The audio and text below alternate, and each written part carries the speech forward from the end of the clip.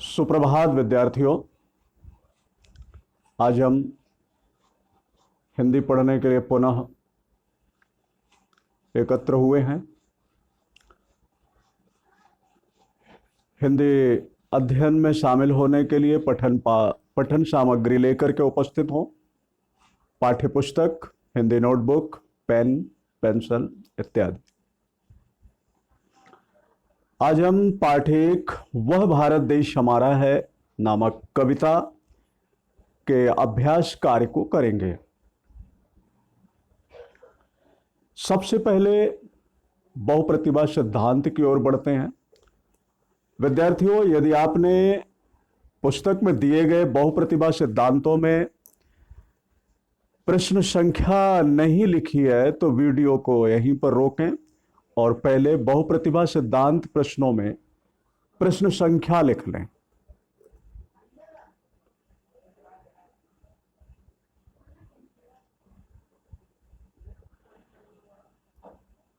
बहुप्रतिभा सिद्धांत प्रश्नों में पहला प्रश्न है,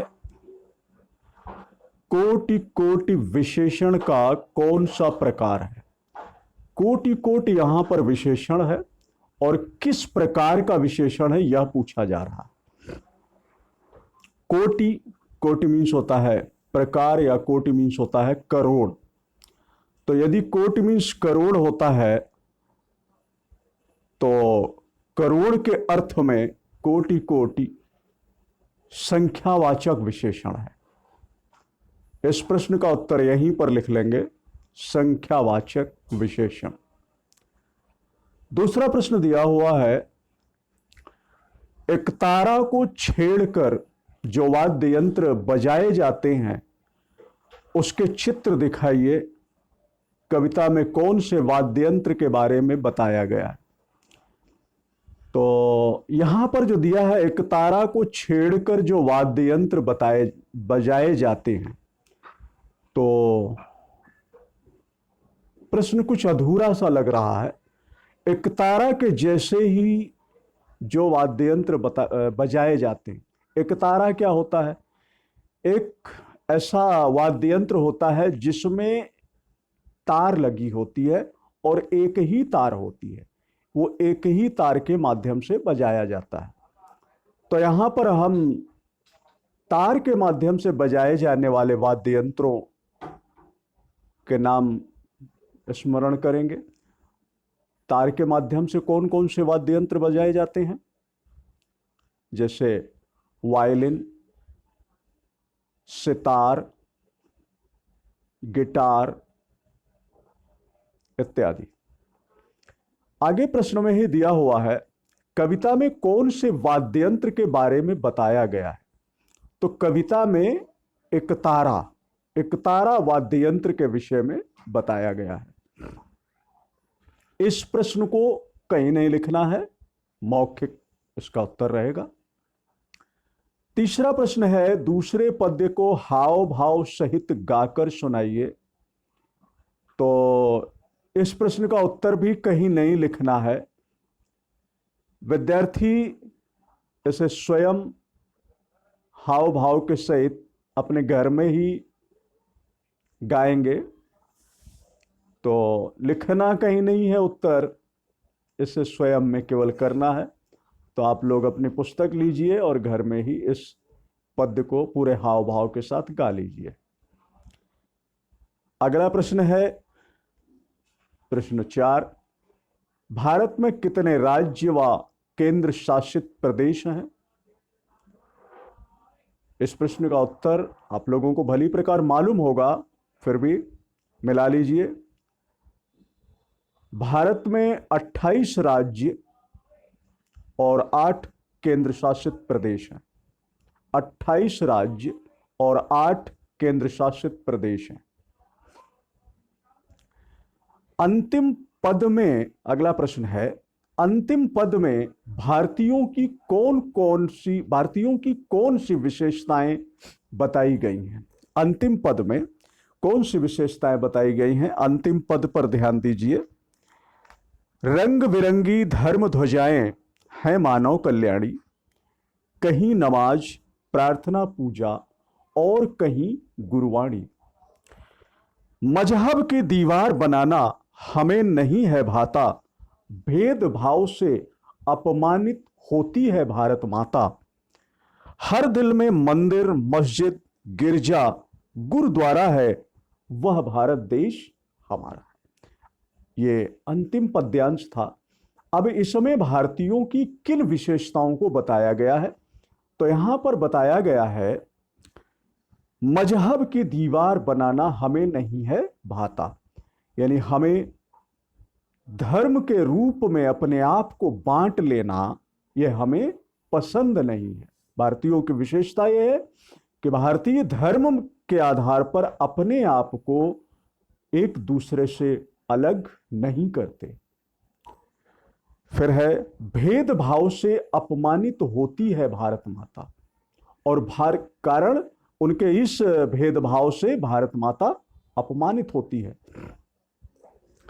हर दिल में मंदिर, मस्जिद, गिरजा, गुरुद्वारा है, वह भारत देश हमारा।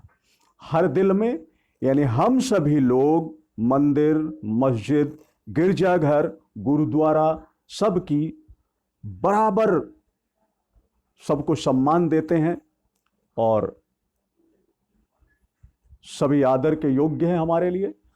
तो भारतीयों की विशेषताओं में कि धर्म के नाम पर वे अपने आप को एक दूसरे से अलग नहीं करते और प्रत्येक धर्म और धार्मिक स्थलों का सम्मान करते हैं।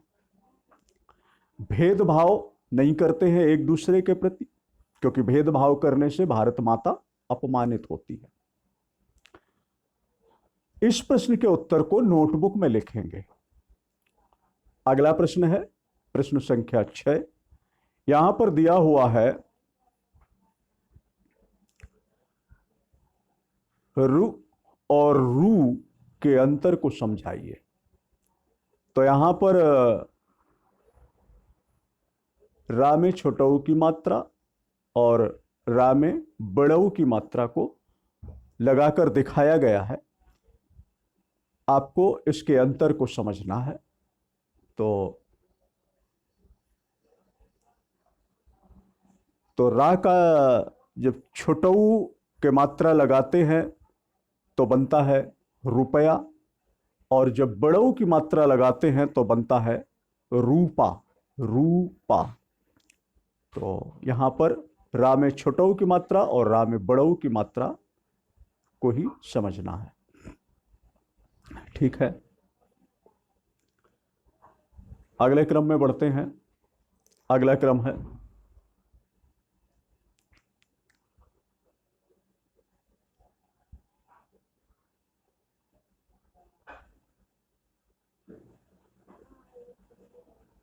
लघुत्तरीय प्रश्न।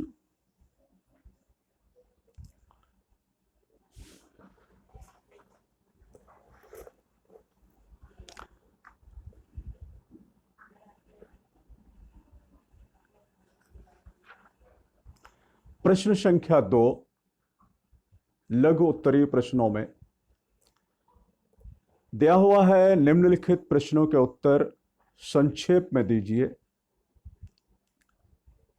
प्रश्न है,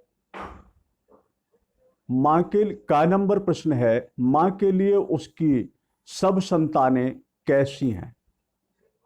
तो मां के लिए उसकी सब संतानें एक समान हैं।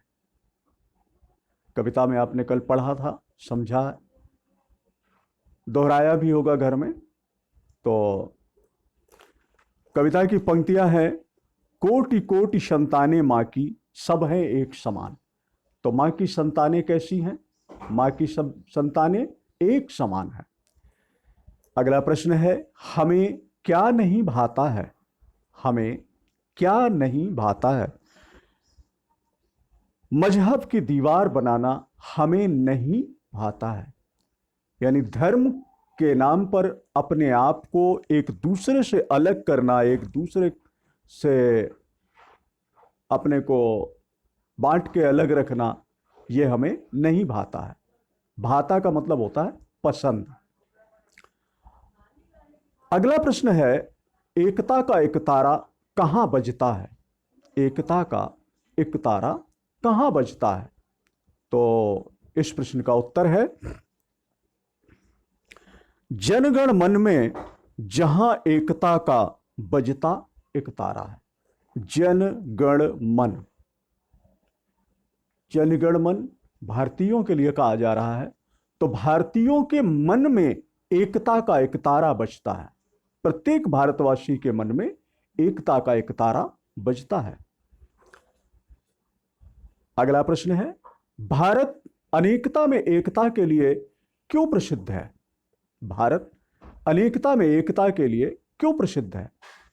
तो भारत अनेकता में एकता के लिए इसलिए प्रसिद्ध है क्योंकि यहां पर विभिन्न धर्मों के लोग, विभिन्न संस्कृतियों को मानने वाले लोग, विभिन्न प्रकार के जीवन जीने वाले लोग, विभिन्न प्रकार का रहन सहन, विभिन्न प्रकार के बोली भाषा, विभिन्न प्रकार के त्योहार, तमाम अलग अलग प्रकार की संस्कृतियों को, धर्म को मानने वाले लोग आपस में मिलजुल करके एक साथ रहते हैं, प्रेम से, भाईचारा, सद्भाव के साथ रहते हैं। यह भारत की विशेषता है। ओके, अभी लघु उत्तरीय प्रश्नों के उत्तर, प्रश्न और इनके उत्तर हिंदी नोटबुक 1 में लिखेंगे। प्रश्न भी लिखेंगे, उत्तर भी लिखेंगे। लघु उत्तरीय प्रश्नों का उत्तर पूरे वाक्य में लिखा जाएगा। ठीक है, अब हम लोग अगले क्रम में बढ़ते हैं। अति लघु उत्तरीय प्रश्न, प्रश्न संख्या 3 अति लघु उत्तरीय प्रश्न है। अति लघु उत्तरीय प्रश्नों का उत्तर यही पाठ्यपुस्तक में ही प्रश्न के सामने एक या एक से अधिक शब्दों में लिख लिया जाता है। देश के, तो अगला प्रश्न है लघु उत्तरीय, अति लघु उत्तरीय प्रश्नों में का नंबर प्रश्न है देश के सपूत कैसे हैं? तो सबने दिए हैं सपूत देश को ज्ञानी और बलिदानी। प्रश्न कहा जा रहा है देश के सपूत कैसे हैं? तो देश के सपूत ज्ञानी और बलिदानी हैं। तो यहां उत्तर में आप लिख सकते हैं, केवल शब्दों में ही लिखना है, ज्ञानी और बलिदानी। अभी लिखना चाहें अभी लिख लीजिए, बाद में लिखना चाहें बाद में लिख लीजिए। ख नंबर प्रश्न है भारत देश कैसा है? भारत देश कैसा है? कविता की पंक्ति है एक हृदय है, एक प्राण है, भारत देश महान। भारत देश कैसा है? भारत देश महान है। इसका उत्तर एक शब्द में लिख सकते हैं, महान। ग नंबर प्रश्न है कविता के कवि का नाम बताइए। कविता के कवि का नाम श्री शंभु प्रसाद श्रीवास्तव है। यही एक शब्द में प्रश्न के सामने ही इसका उत्तर, इन प्रश्नों के उत्तर लिख लेंगे। कवि किसे पहचानने के लिए कह रहे हैं? कवि किसे पहचानने के लिए कह रहे हैं? तो कहा जा रहा है कोटि कोटि संताने मां की, सब हैं एक समान, भाई रे मत भूल इसे तू अपने को पहचान। कवि किसे पहचानने के लिए कह रहा है? कवि भारतीयों से, भारतीयों को ही पहचानने के लिए कह रहा है, क्योंकि करोड़ों भारत माता की करोड़ों संतानें जो एक समान हैं, कह रहे हैं हे भाई तुम उसे पहचानो। तो भारतीयों से, प्रत्येक भारतीय को या भारत माता के संतान को पहचानने के लिए कहा जा रहा है। एक शब्द में या एक से अधिक शब्दों में उत्तर इन्हीं प्रश्नों के सामने लिखा जा सकता है। पुनः आपके सामने लघु उत्तरीय प्रश्न, प्रश्न संख्या 4। यहां पर भी लघु उत्तरीय प्रश्न दिए हुए हैं। विद्यार्थियों, इन प्रश्नों में प्रश्न संख्या 4 के का, ख और गा प्रश्न अभी जो पहले लघुत्तरीय प्रश्न थे उनमें से मिलते जुलते हैं। हम सब संतानें कैसी हैं, हमें क्या नहीं भाता है, एकता का एकतारा कहाँ बजता है, इन प्रश्नों के उत्तर हम अभी प्रश्न संख्या 2 में समझ चुके हैं।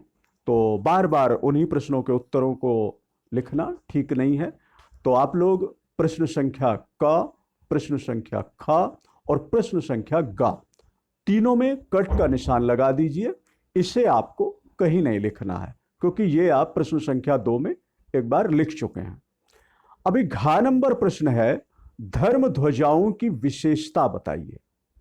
तो इस प्रश्न का उत्तर आप लोग एक वाक्य में, पूरे एक वाक्य में, एक वाक्य नहीं कहना चाहिए, पूरे वाक्य में आप पूर्ण उत्तर अपने हिंदी नोटबुक 1 में लिखिएगा। धर्म ध्वजाओं की विशेषता बताइए।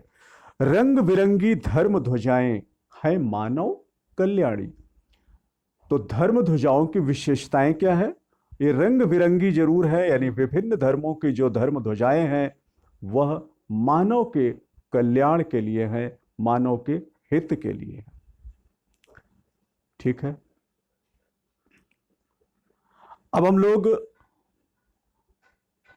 अगले क्रम में बढ़ते हैं। पर्यायवाची शब्द, प्रश्न संख्या 7।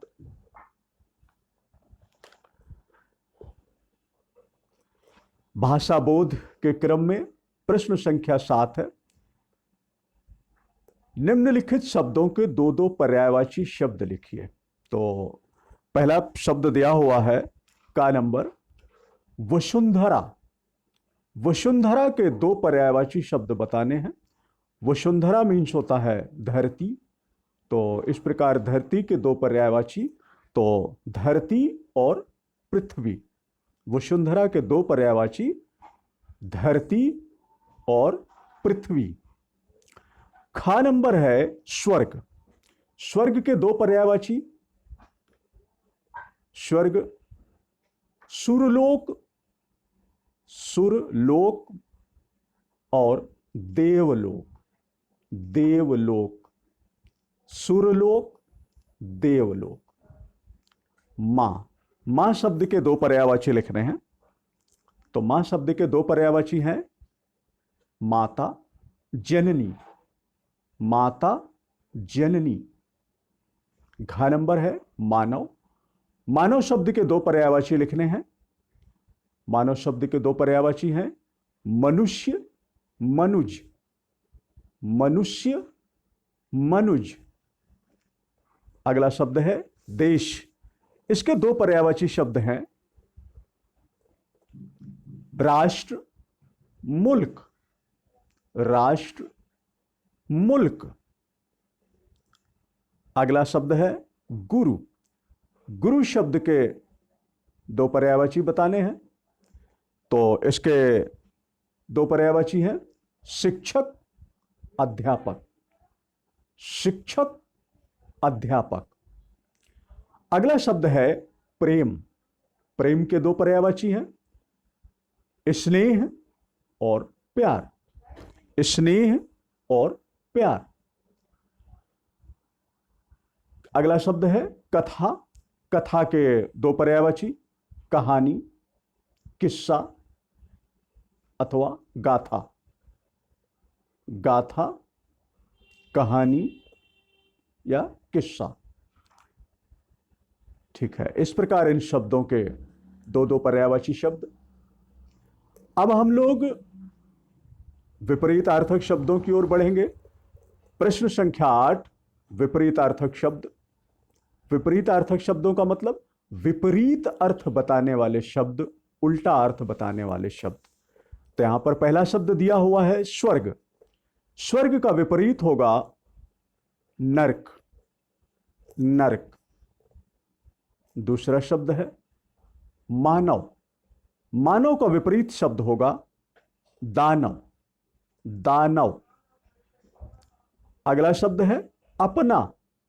अपना का विपरीत शब्द होगा पराया, पराया। अगला शब्द है खंड। खंड का विपरीत अर्थक शब्द होगा अखंड, अखंड। अगला शब्द है देश। देश का विपरीतार्थक शब्द होगा विदेश। देश का विपरीतार्थक शब्द विदेश। अगला शब्द है ज्ञान। ज्ञान का विपरीतार्थक शब्द होगा अज्ञान। अज्ञान। अगला शब्द है एकता। अगला शब्द है एकता। एकता का विपरीतार्थक शब्द होगा अनेकता या विभिन्नता। अगला शब्द है सपूत। सपूत का विपरीतार्थक शब्द होगा कपूत। सपूत का विपरीतार्थक शब्द है कपूत। ठीक है, इस प्रकार ये विपरीतार्थक शब्द थे, इन्हें हिंदी नोटबुक 1 में लिखेंगे। अगला प्रश्न संज्ञा से विशेषण बनाने के लिए है। प्रश्न संख्या 9 पर ध्यान दीजिए। निम्नलिखित संज्ञाओं से विशेषण शब्द बनाइए। पहला शब्द दिया है गौरव। गौरव से विशेषण शब्द बनेगा गौरवान्वित। गौरवान्वित। दूसरा शब्द है अखंडता। इससे विशेषण शब्द बनेगा अखंडित। अखंडित। अगला शब्द है रंग। रंग से विशेषण शब्द बनेगा रंगीन। रंगीन। अगला शब्द है भारत। भारत से विशेषण शब्द बनेगा भारतीय। भारतीय। अगला शब्द है ज्ञान। ज्ञान से विशेषण शब्द बनेगा ज्ञानी। ज्ञानी। अगला शब्द है एकता।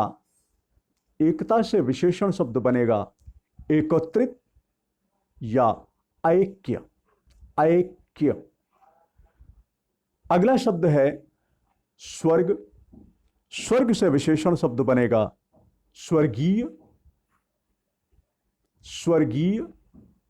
अगला शब्द है वंदन, और वंदन से विशेषण शब्द बनेगा वंदनीय। वंदनीय। इसके बाद हम लोग रचना एवं अभिव्यक्ति क्रम की ओर बढ़ेंगे। रचना एवं अभिव्यक्ति। रचना एवं अभिव्यक्ति के प्रश्न संख्या 4 पर अपनी पाठ्य पुस्तक संख्या 13 पर देखें। रचना एवं अभिव्यक्ति शीर्षक के अंतर्गत प्रश्न संख्या 4 है। यहां पर पहली हेडिंग दी गई है। प्रश्न में निर्देश दिया गया है अपने देश की प्रमुख जानकारी नीचे दिए निर्देशानुसार बताइए। तो बताना भी है और यहां पर लिखने के लिए स्थान भी दिया गया है, तो लिखना भी है। देश, सबसे पहले आपसे पूछा जा रहा है देश। देश का नाम क्या है? तो हमारे देश का नाम है भारत। राजधानी, तो हमारे देश की राजधानी क्या है? आप लोग इस प्रश्न के उत्तर को स्वयं लिखें पेंसिल के माध्यम से, और मेरे द्वारा उत्तर बताए जाने पर फिर मिलान कर लें। देश है हमारा भारत, इसकी राजधानी क्या है आपको लिखना है। हमारे देश के राष्ट्रपति कौन है? राष्ट्रपति जी का नाम लिखना है, पूरा नाम लिखिए। प्रधानमंत्री कौन है? हमारे देश के प्रधानमंत्री कौन है? उनका पूरा नाम लिखना है। राष्ट्रगान, हमारे देश का राष्ट्रगान क्या है? राष्ट्रीय गीत, हमारे देश का राष्ट्रीय गीत क्या है? लिखना है। राष्ट्रध्वज क्या है? लिखना है। राष्ट्रीय पशु का नाम लिखना है। राष्ट्रीय पक्षी का नाम लिखना है। राष्ट्रीय फूल का नाम लिखना है। राष्ट्रीय फल का नाम लिखना है। राष्ट्रीय पेड़ का नाम लिखना है।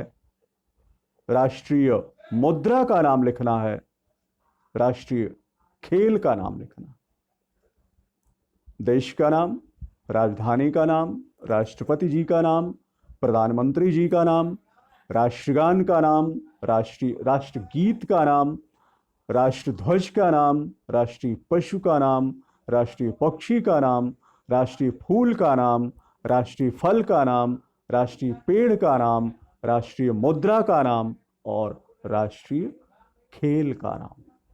ये आपको लिखना है। तो आप लोगों ने लिख लिया होगा। लिख लिया है तो मिला लें, नहीं लिखा है तो लिख लें। हमारे देश का नाम भारत, राजधानी नई दिल्ली, राष्ट्रपति जी का नाम है श्री रामनाथ कोविंद, श्री रामनाथ कोविंद।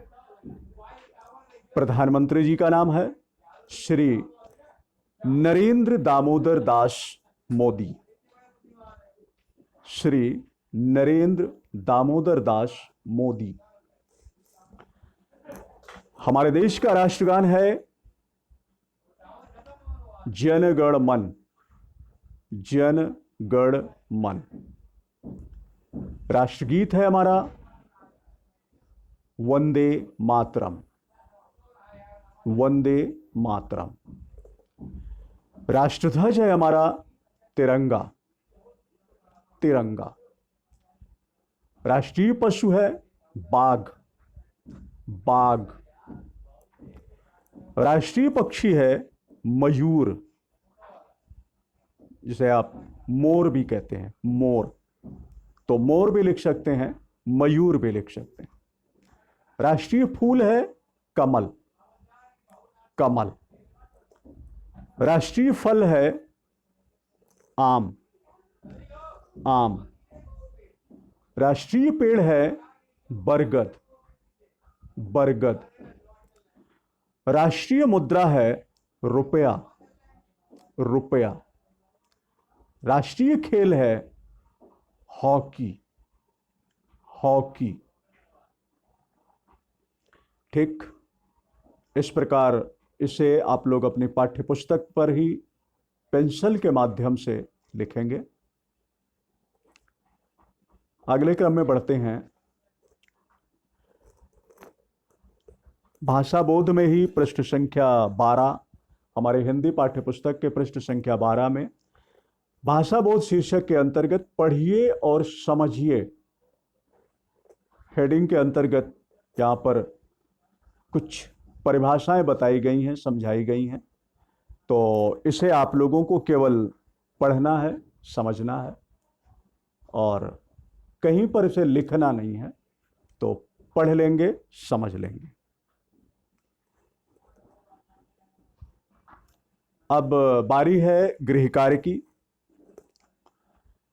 तो गृह कार्य में आपको प्रश्न संख्या 2 का से घातक, प्रश्न संख्या 4 से केवल घा प्रश्न को, प्रश्न संख्या 7, 8 एवं 9 को हिंदी नोटबुक 1 में लिखना है। इसी के साथ ही आज का अध्ययन यहीं समाप्त होता है। धन्यवाद।